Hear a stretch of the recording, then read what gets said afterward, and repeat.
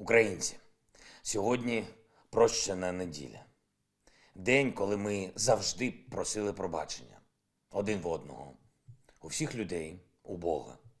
Але сьогодні, здається, багато хто не згадав взагалі про цей день. Не згадав обов'язкові слова «пробач мені» і обов'язкову відповідь «Бог пробачить, і я пробачаю». Здається, ці слова втратили сьогодні сенс, принаймні частково, після всього, що ми пережили. Ми не пробачимо розстріляних житлових будинків. Ми не пробачимо ракету, яку наша протиповітряна оборона збила сьогодні над Охмаддитом.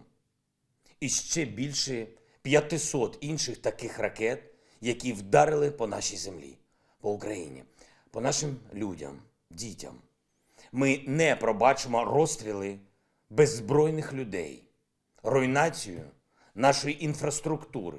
Ми не пробачимо сотні жертв, тисячі і тисячі страждань. І Бог не пробачить ні сьогодні, ні завтра, ніколи. І замість прощеного буде судний день. Я впевнений в цьому. Російським військовим ще ніби замало того, що вони вже наробили. Замало зруйнованих доль, скалічених життів. Вони хочуть вбити ще більше. На завтра Росія офіційно анонсувала обстріл нашої території, наших підприємств оборонного комплексу. Більшість побудовані десятиліття тому, ще радянською владою, побудовані у містах. А зараз вони посеред звичайного міського середовища. Там працюють тисячі людей, сотні тисяч живуть поряд. І це вбивство, свідоме вбивство. І я не почув сьогодні реакції від жодного лідера світу, від жодного західного політика, реакції на цей анонс. Вдумайтесь у відчуття безкарності окупантів. Вони анонсують звірства, які заплановані. Чому? Тому що немає реакції. Тому що мовчання. Жодного слова, ніби західні лідери розчинились на цей вечір, на цей день. Сподіваюсь, що хоча б завтра ви це помітите, відреагуєте, щось скажете. Ми точно знаємо, хто підготував цю атаку. Ми точно знаємо, як підуть накази за вертикаллю командування. Ми знаємо все і не пробачимо нічого. Вас чекає трибунал і суд Божий, якщо спробуєте сховатись. Зухвалість агресора – це чіткий сигнал для Заходу, що застосованих проти Росії санкцій недостатньо, бо там не зрозуміли, не відчули, не побачили, що світ дійсно рішучий, дійсно прагне зупинити цю війну. Ви не сховаєтесь від цієї реальності. Ви не сховаєтесь від нових вбивств в Україні. Багато говорили про гуманітарні коридори. Щоденно говорили про можливість для людей вийти з тих міст, куди прийшла Росія, російські військові. Я вдячний кожному українцю і кожній, які залишаються навіть в оточенні, щоб боронити наші міста, нашу свободу. Але я також знаю, що є люди, яким дійсно потрібно вийти, які не можуть залишитись. І ми чули обіцянку, що гуманітарні коридори будуть. Їх немає. Замість гуманітарних коридорів вони здатні зробити тільки криваві.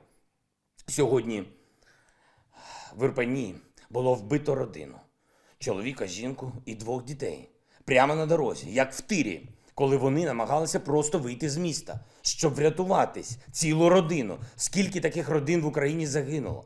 Ми не пробачимо, ми не забудемо. Ми покараємо кожного, хто скоїв звірства на цій війні, на нашій землі. Знайдемо кожну сволоту, яка стріляла по нашим містам, по нашим людям, яка бомбила нашу землю, яка запускала ракети, яка давала наказ і нажимала на пуск. Вам не буде жодного тихого місця на цій землі, окрім могили.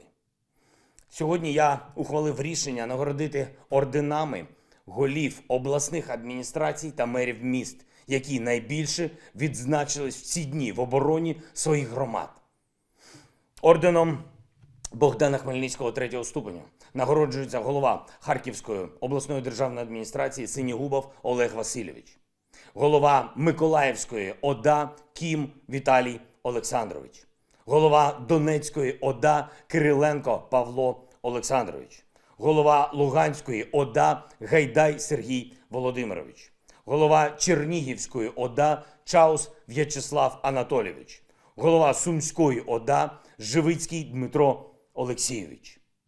Орденом мужності нагороджується мер Харкова Терехов Ігор Олександрович, мер Миколаєва Синкевич Олександр Федорович, мер Чернігова Атрошенко Владислав Анатолійович, мер Сум Лисенко Олександр Миколайович, мер Херсону Колихаєв Ігор Вікторович, мер Мелітополя Федоров Іван Сергійович, мер Нової Каховки Коваленко Володимир Іванович.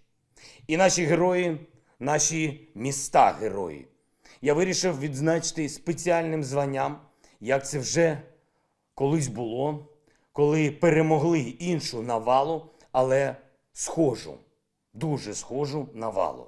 Інше вторгнення, але не менш жорстоке вторгнення. Містами-героями стануть Харків, Чернігів, Маріуполь, Херсон, Гостомель, Волноваха. Слава Україні!